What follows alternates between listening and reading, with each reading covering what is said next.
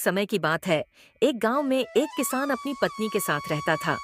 किसान का नाम रघु था और उसकी पत्नी का नाम लक्ष्मी। दोनों मेहनती और ईमानदार थे।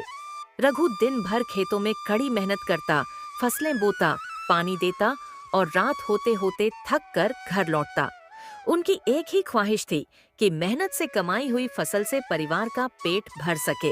रात का समय एक रात की बात है।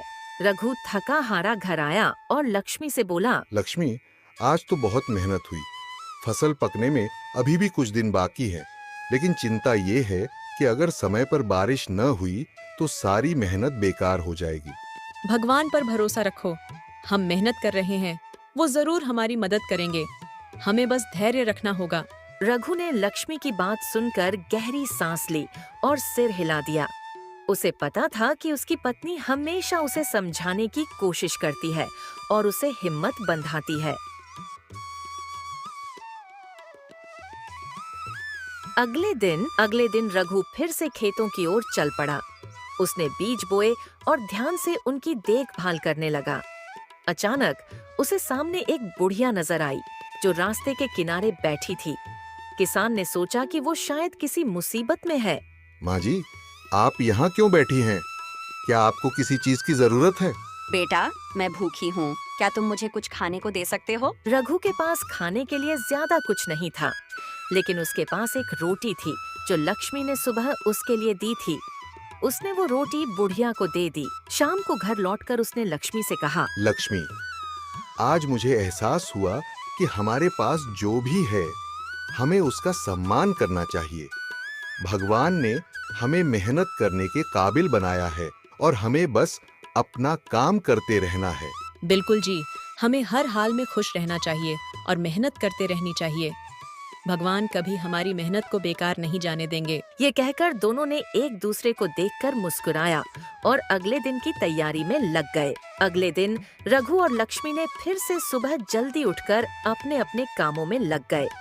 रघु खेतों में काम करने चला गया और लक्ष्मी घर के कामों में व्यस्त हो गई। रघु का मन शांत था। उसे महसूस हो रहा था कि उस बुढ़िया का आशीर्वाद उसके जीवन में कुछ अच्छा लेकर आएगा। दोपहर का समय था। रघु खेत में काम कर ही रहा था कि अचानक आसमान में काले बादल छा गए। कुछ ही देर में तेज बारिश होने लगी। ये वही बारिश थी जिसका रघु को कई दिनों से इंतजार था।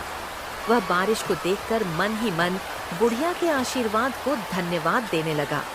उसकी मेहनत अब रंग लाने वाली थी। बारिश रुकने के बाद रघु घर लौटा। लक्ष्मी उसे देखकर खुश हो गई, क्योंकि बारिश का मतलब था कि उनकी फसल अब अच्छी होगी। देखा जी, मैंने कहा था ना कि भगवान हमारी मेहनत बेकार नहीं जाने देंगे। ये बारिश हमारे लिए वरदान बनकर आई है। हाँ लक्ष्मी, मुझे भी अब यकीन हो गया है कि सच्चे मन से किया हुआ काम कभी बेकार नहीं जाता। आज मुझे उस बुढ़िया का आशीर्वाद याद आ रहा है। शायद उसी के आशीर्वाद से ये सब हुआ है। कुछ हफ्तों बाद रघु की फसल पककर तैयार हो गई। इस बार फसल इतनी अच्छी हुई थी कि रघु की आंखों में खुशी के आंसू आ गए। उसने सोचा कि वह बुढ़िया को फिर से खोजेगा और उसका आभार व्यक्त करेगा। रघु फसल बेचने के लिए बाजार गया और अच्छी खासी रकम लेकर घर लौटा।